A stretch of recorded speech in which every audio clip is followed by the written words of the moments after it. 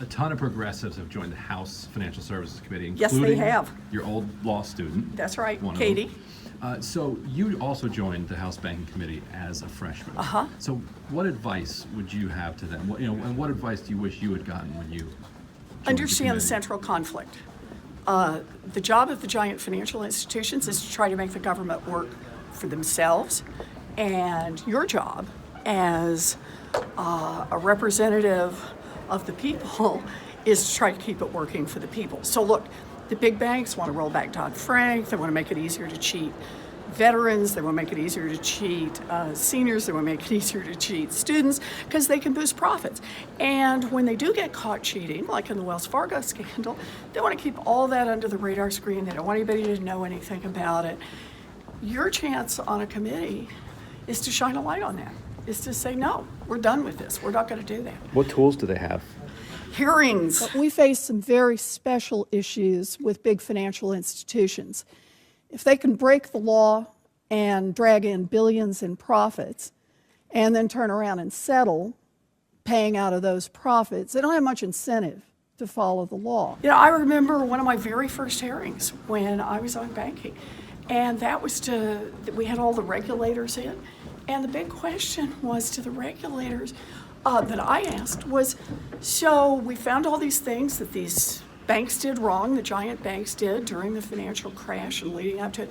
When's the last time you took one of them to court?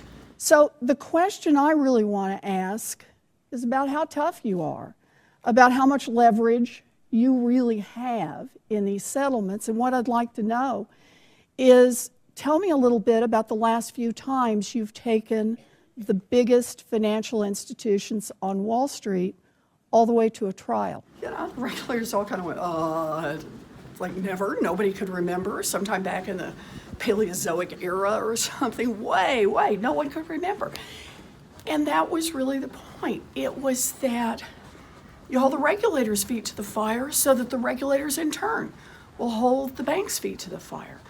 Another time was when we talked to Wells Fargo. Remember, John Stumpf kept talking about, well, I've taken responsibility for this. I am deeply sorry that we failed to fulfill on our responsibility to our customers, to our team members, and to the American public. What does personal responsibility mean, buddy?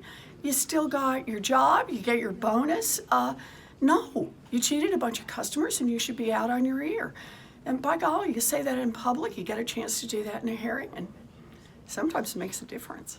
That was Senator Elizabeth Warren, who was on her way to a committee hearing. And what she showed when she came to the Senate as a freshman is that there is an opportunity on these committees to embarrass both regulators and leaders of Wall Street. The first one that she referenced, where she embarrassed these bank regulators, did lead to them picking up their enforcement because it got more than 1 million views in its first day after it started whipping around the internet. Alexandria Ocasio-Cortez has clearly recognized the value of that in educating the public, but what Warren is talking about is something slightly different, which is using the platform to name and shame particular people in industry and in the regulatory apparatus to change their behavior in real time. She's shown that that can be done before, and I suspect we're going to see the same thing from people like Katie Porter, Ocasio-Cortez, Ayanna Pressley, and others who are now on the House Financial Services Committee.